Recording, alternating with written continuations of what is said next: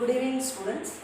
Here today we have come in Supnekar scholarship classes. Now today's lecture, you might have seen my previous lecture, and today's lecture will be mainly for scholarship students. No problem, it is no doubt it is useful for all the students, it will be important for all the students, but mostly it is important for scholarship students.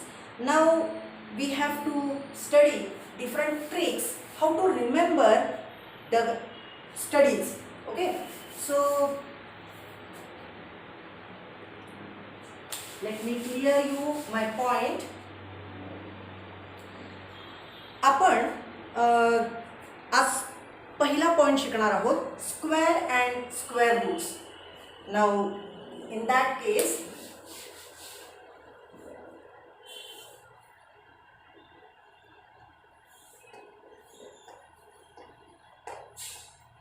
square and square roots. Okay, आता तुम्ही even 10वीच्या विद्यार्थ्यांना जरी पटकन विचारलं की 4चं square route काय, 4चं square route काय, त्याला एक क्षणभर विचार करायला लागेल की उत्तर याचं 2 आहे का 16 आहे. तुमच्या लक्षात येते मी काय म्हणते? 4चं स्क्वेअर रूट काय, उत्तर 2 आहे का 16 आहे. आणि आता I will be telling you different tricks to remember all those things. आपण कसं लक्षात ठेवायचं की स्क्वेअर आणि स्क्वेअर रूट्समधला फरक.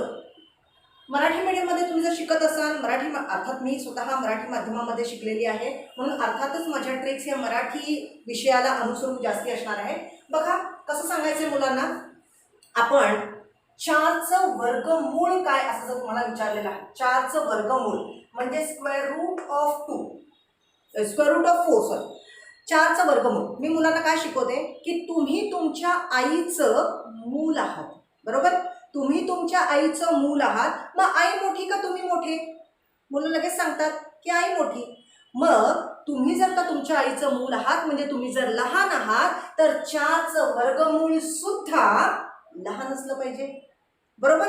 4चं वर्गमूळ लहान असलं पाहिजे, अर्थात 2 हे त्याचं उत्तर असलं पाहिजे.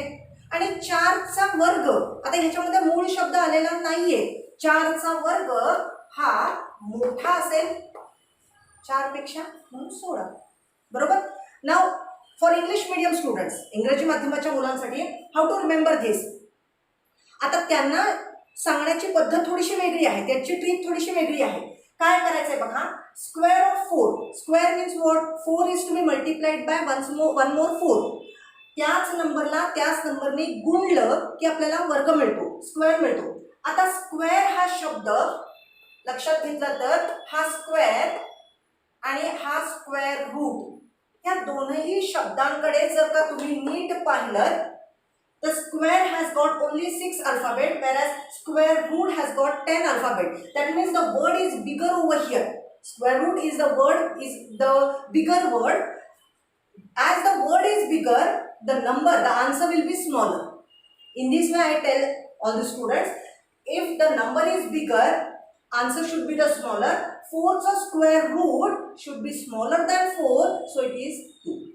Whereas square of 4, now the number is smaller, so answer will be the bigger, so 4's square 16. Similarly, square root of 9, what it can be? Square root. I am asking square root, that means what is the bigger word, so the answer will be the shorter, so answer will be the smaller, so the number will be 3. Whereas 9 square, 9चा वर्ग अर्थात 81, बरोबर. 16चं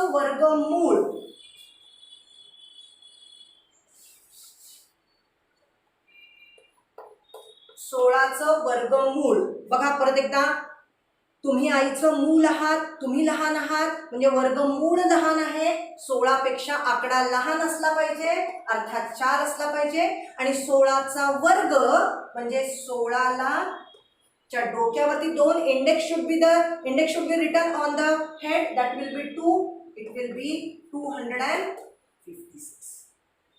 Okay, you are getting me. In this way, we are telling in our Supmaker scholarship classes, we are telling students such tricks. आपण आपल्या दैनंदिन जीवनामध्ये, आपल्या रोजच्या वागण्या बोलण्यामध्ये, रोजच्या डे टू डे लाईफमध्ये ज्या गोष्टी आपण अवलंबत असतो, ज्या गोष्टी मुलं रोज पाहतात, त्या पद्धतीने त्या मुलांना शिकवलं तर त्यांना गणिताचा बाऊ वाटणार नाही, अवाजवी भीती वाटणार नाही, उलटं गणिताशी त्यांची मैत्री जमेल. याचं एक तुम्हाला मी उदाहरण सांगते. माझा मुलगा लहान होता, साधारण 5-6 वर्षांचा होता, आणि त्याला मी कॉफीचं स्पेलिंग शिकवत होते.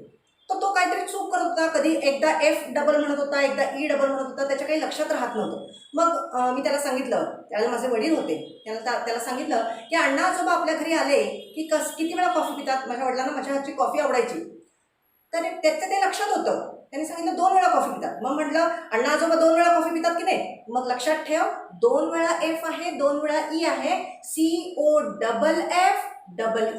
COFFEE. तो अजूनही विसरला नाही. आता 22 वर्षाचा झाला आहे.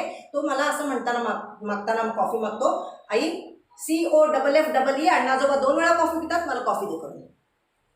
असं मुलांच्या एकदा लक्षात ठेवायची आपण ट्रिक सांगितली की ते जन्मभर विसरत नाही. फॉर एक्झाम्पल, मी तुम्हाला अजून एक उदाहरण सांगते. एखाद्या टेस्ट ट्यूबमध्ये आपण आम्ल दिलं, एका टेस्ट ट्यूबमध्ये अल्क दिलं, तर ह्याच्यामध्ये लिटमस पेपरचा रंग डिफरंट होतो. आता मुलांच्या लक्षात राहत नाही की कशामध्ये त्या लिटमस पेपरचा रंग कोणता होणार आहे. रंग निळा लिटमसचा पेपर लाल होणार आहे एका टेस्ट ट्यूबमध्ये, एका टेस्ट ट्यूबमध्ये लाल लिटमसचा पेपर निळा होणार आहे, पण तो कशामध्ये होतोय त्या लक्षात राहत नाही. मग त्याला सांगायचं की तुम्हाला मुलीचं नाव माहिती आहे अनिता, तुमची मैत्रीण असेल, तुमच्या आईचं नाव अनिता असेल, किंवा तुमच्या नातेवाईकांमध्ये कोणीतरी अनिता असेल, मुलीचं नाव अनिता असतं. आपण लक्षात ठेवायचं आहे अनिता,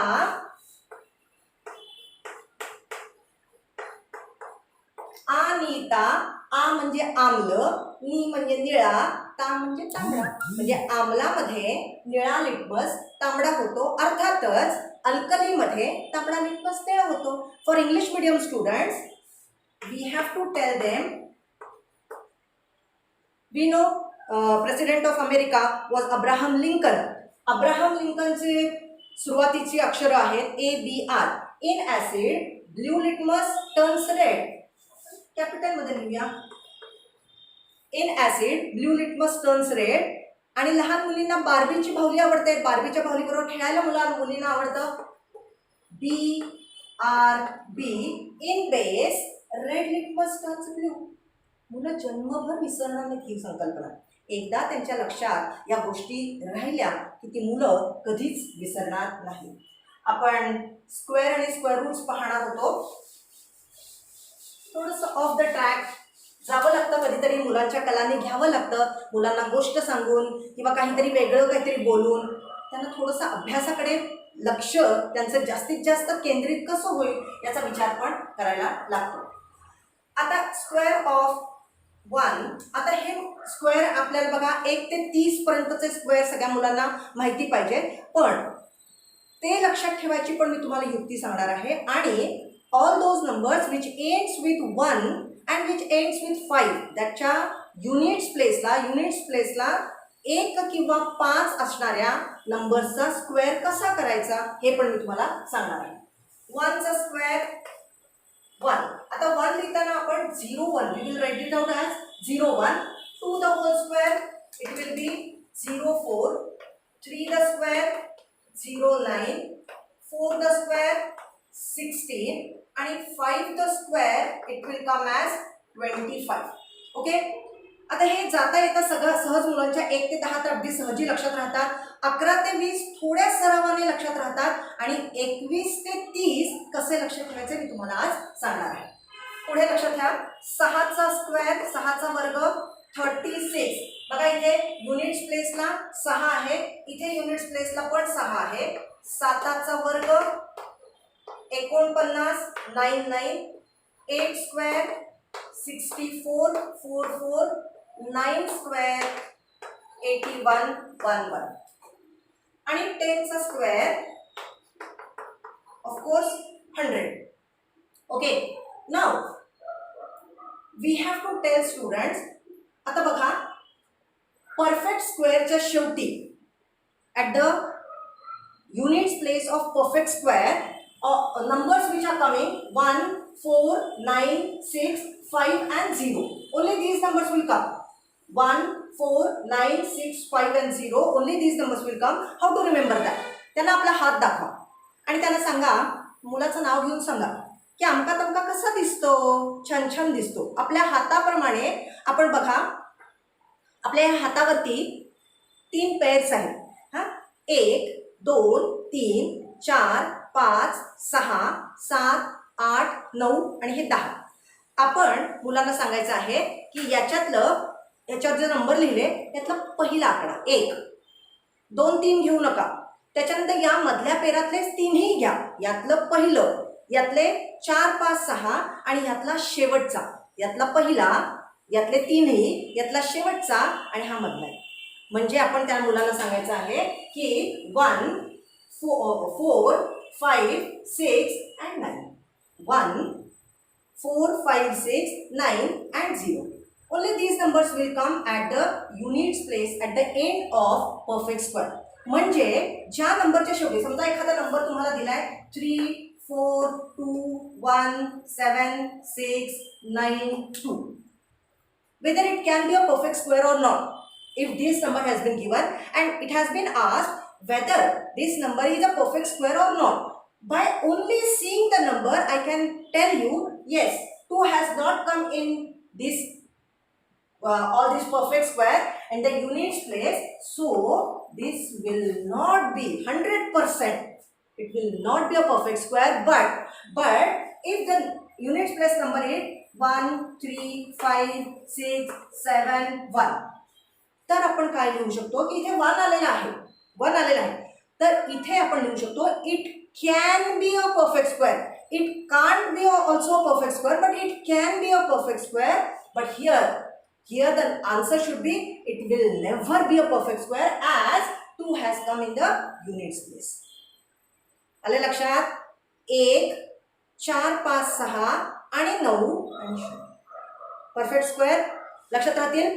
ओके, आता हे 1 ते 10चे स्क्वेअर लक्षात राहिले. आता पुढे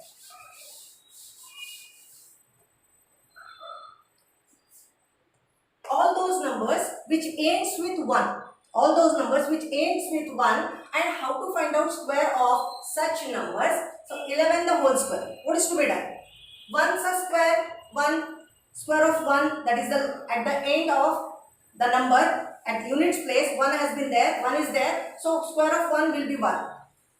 At the previous number prior to this one number at 10th place 1 is there, you have to multiply this number with 2 first. You have to multiply the prior number of this one by 2. So 1 2s are 2 and 1 the whole square. पहिल्यांदा double करायचे आणि मग square लिहायचे. बघा 1चा square लिहिलेला आहे, या 1च्या double 2 multiplied by 2 आणि हा 1 स्क्वेअर. सिमिलरली 21चा स्क्वेअर बघा, पहिल्यांदा 1चा स्क्वेअर 1, आता 2चा डबल किती येईल 4 आणि 2चा स्क्वेअर पण किती येईल 4, सो 441.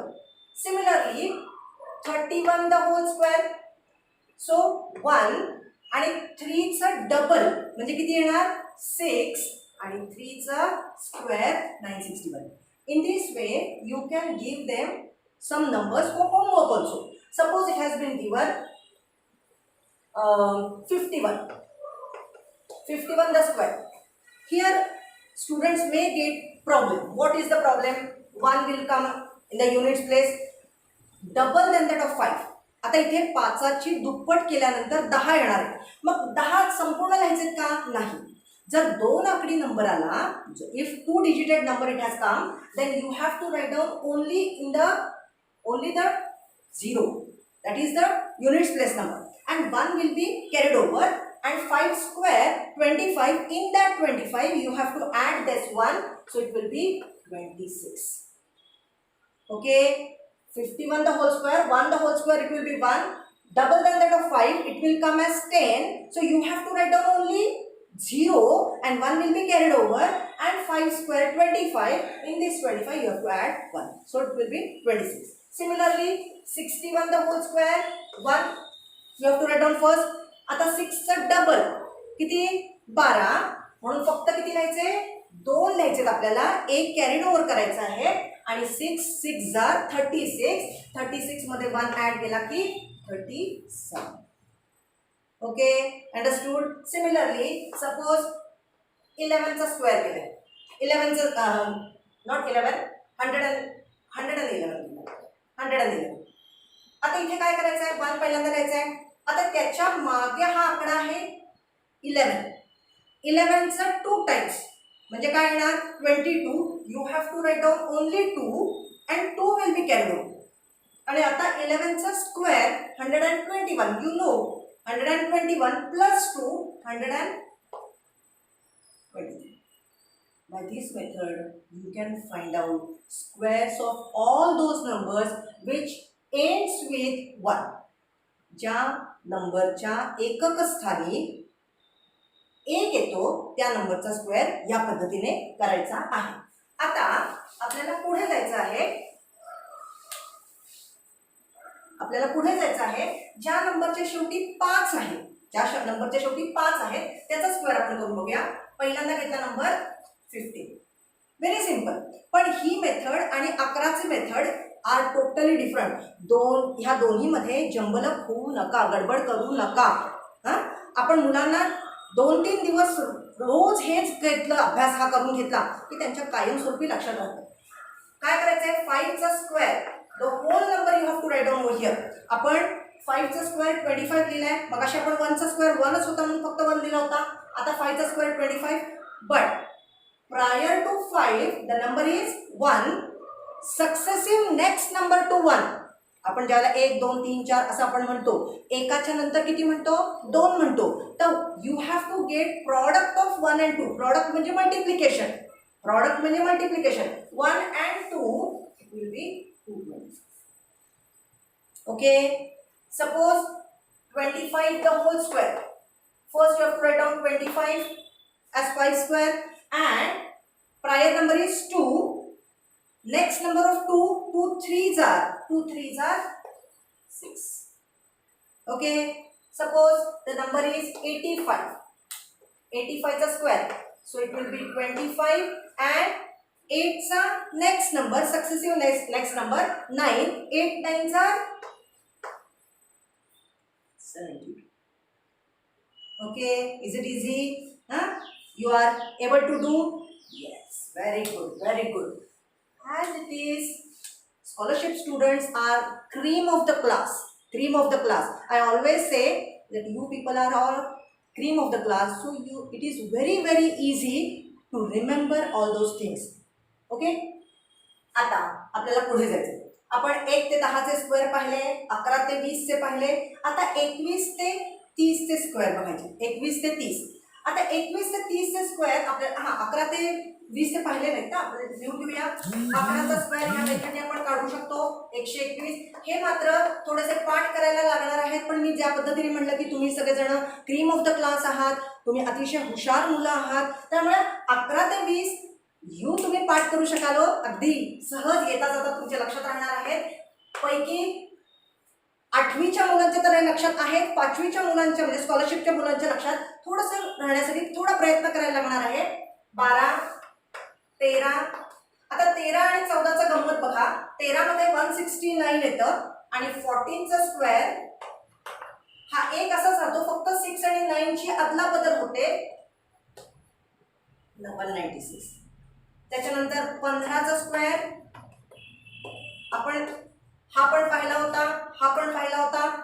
16 चा स्क्वेअर 256. बघा परत एकदा युनिट्स प्लेसला 6 आलेला आहे.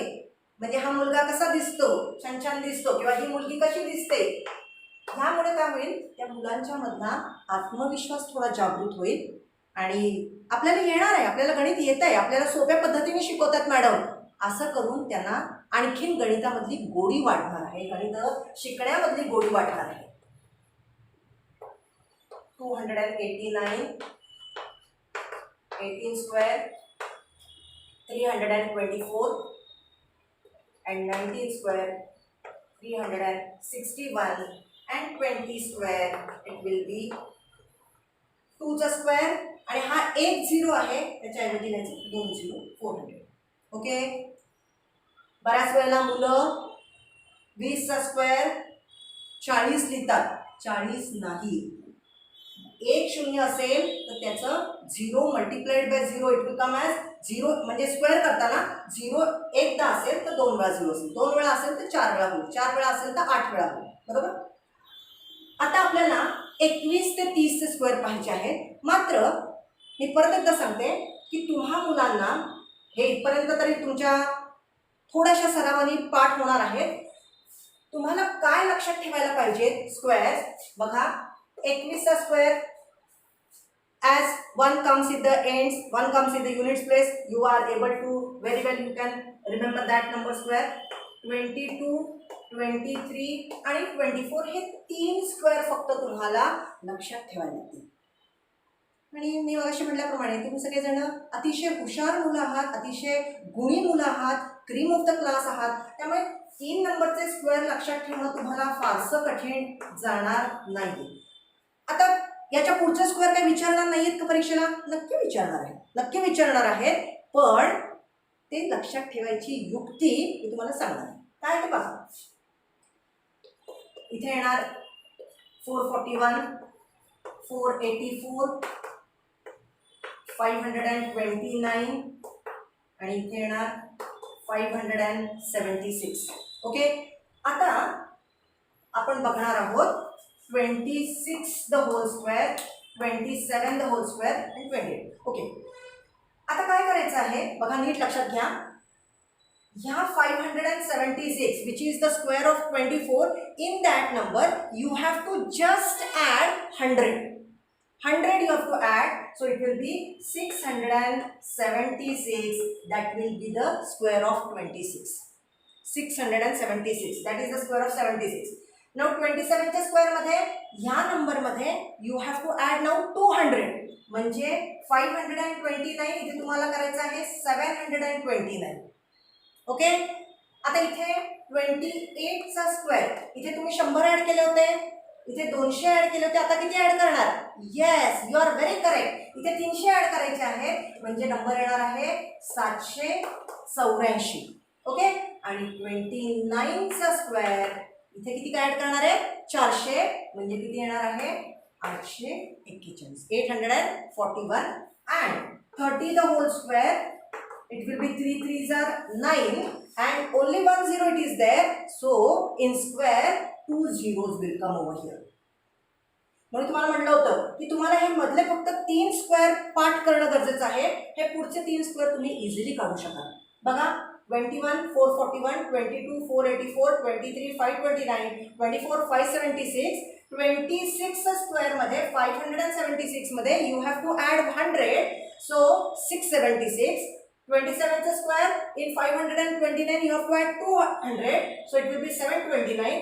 28 you have to add 300 in 484, 784 and so. Okay, have you understood all of you? Okay, very good, very good. Now I always teach my students in this way only, and that's why only मी नेहमी म्हणते की सुपनेकर क्लासेसचा आलेख असा वर वर वर वर चढत जातो आहे. आता मुलांना, बऱ्याच मुलांना न्यूमरेटर आणि डिनॉमिनेटर ह्याच्यामध्ये फरक कळत नाही, कारण शेवटी TOR दोन्हीच्या शेवटी आहे. तर न्यूमरेटर आणि डिनॉमिनेटर काय आहे किंवा न्यूमरेटर कुठे लिहायचा, डिनॉमिनेटर कुठे लिहायचा हे मुलांच्या लक्षात राहतं. माझी अतिशय सोपी पद्धत आहे बघा. आपण शाळेत जातो त्यावेळेला पहिल्यांदा पहिलीत असतो, दुसरी तिसरी चौथी असं बरोबर जात असतो. आपण इंग्रजी अल्फाबेट शिकताना ABCD बघा खालून सुरुवात केलेली आहे, D आलेला आहे, मग EFGHIJKLMN, N will be in the upper side. Okay, E will be on the lower side of this line and N will be on the upper side of the line. So this will be the numerator and here it will be denominator. In this case we are going to see one problem. Suppose it has been given 1/2 plus 2/5. Actually, this problem, whenever in schools it is taught, it is by specific method, but I always teach my students, you have to add these two integers by force method. Now what is the force method? He force method काय आहे बघा. आपण मराठी मीडियमची मुलं, आपण 4 हे असे काढायचे असतात, 4 असे काढतो, पण मराठी लहान मुलांना 4 असे काढता येत नाही, म्हणून आपण असे काढतो. ती 4ची खूण, तो 4चा फॉर्म्युला. 4चा फॉर्म्युला म्हणजे काय बघा, इथून इथे मल्टिप्लाय करायचंय, इथून इथे मल्टिप्लाय करायचंय, इथून इथे मल्टिप्लाय करायचंय. Actually it is the cross मल्टिप्लिकेशनचीच मेथड आहे, पण ही जर का आपण सांगितलं 4च्या मेथडनी मल्टिप्लाय करा तर मुलांना थोडंसं हसायला येतं, अरे वा छान आहे, मेथड मस्त आहे. तर 4च्या मेथडनी कसं बघा, 1नी 5ला मल्टिप्लाय करायचंय, 5नी 2ला मल्टिप्लाय करायचंय, 5 2 जा 10 and that should be written in the lower side of the line. In the denominator you have to write down 10 and 2 2s are 4 and in between whatever sign it has been given, जे त्यांच्या दोन्हीच्या मध्ये चिन्ह दिलेलं आहे, that sign only you have to put. So it will be 5 plus 4 9/10. Suppose you have to subtraction समजा number दिलेला आहे 3/7 minus 1/5. Again same, you have to multiply with 3 and 5. 3 5s are 15, 5 7s are 35 and 7 1s are 7. In between which sign? Negative sign, as it has been given negative over there. So answer will be 8/36. Very easy. लक्षात आलेलं आहे. आता मुलांना आणखीन एक formulas आहे, formulas different formulas. आपण फक्त आज एका फॉर्म्युल्याचं उदाहरण पाहणार आहोत की एका फॉर्म्युल्यामध्ये आपण तुमच्या लक्षात येईल की कसं ह्या मॅडम शिकवतात.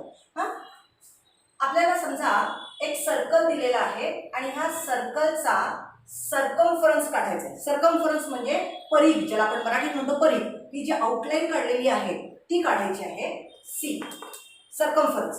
तर त्याचा फॉर्म्युला काय आहे? C is equal to 2πr. C is equal to 2πr. पण मुलांच्या लक्षातच राहत नाही बऱ्याच वेळा. कसं लक्षात ठेवायला सांगते बघा मी. हा सी हे एक लेटर आहे, सी हे अल्फाबेट आहे, पण आपण SEE सी हे इंग्रजीमध्ये वर्ड म्हणून आहे सी. त्याचा अर्थ मराठीत काय होतो? पाहणे, बघणे. तर मुलांना मी शिकवते की सी बघा, आर 2 पाय हायती मला. लक्षात घ्या, सी बघा, आर 2 पाय हायती मला, म्हणजे मी गाढव नाहीये. कदाचित तुम्ही गाढव असलं तर असेल. मुलाच्या चेहऱ्यावरती एक छोटंसं स्माईल येतं, अरे वा छान शिकवतात मॅडम. आणि मग कसं लक्षात ठेवायचं बघा, सी आर, आर म्हणजे आर 2 पाय हायती मला. जर तुम्ही लिहिले 2πr आणि if I have written r 2π, it won't make any difference. इथे बघा, आकडे करून बघा, 2 3 आणि 5, 2 3 जा 6, 6 5 जा 30. तुम्ही आकड्यांची कशीही अदलाबदल करा, आन्सर 30च येणार.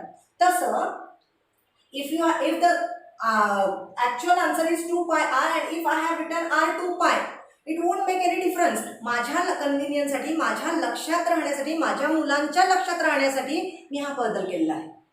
काय लक्षात ठेवायचंय? सी बघा, आर 2 पाय हायती मला. म्हणजेच काय होईल? C is equal to 2πr. आणि ज्या वेळेला पायची किंमत 22/7 किंवा 3.14, आता ज्या वेळेला आर ची किंमत 7च्या पाढ्यात आहे, म्हणजे 7 14 21 28 35 अँड सो ऑन, 7च्या पाढ्यात आहे. In 7th table if r's value is there, then you have to use 22/7 as the pi's value. and जर नसेल 7च्या पाढ्यामध्ये 3.14, बरोबर. आणि आता ए ची व्हॅल्यू काढायची. समजा ए म्हणजे एरिया ऑफ दिस सर्कल, ए ची व्हॅल्यू काढायची आहे. हा फक्त 2 उचलायचा आहे आणि आरच्या डोक्यावर ठेवायचा आहे r² पाय, आणि आपल्या पुस्तकामध्ये दिलेला आहे πr². It makes no difference. r² पाय म्हणा किंवा πr² म्हणा, कसंही म्हणा, बरोबर. आणि अजून एक सांगते, मुलांना हसवण्यासाठी माझ्याकडे भरपूर युक्ती आहे बघा.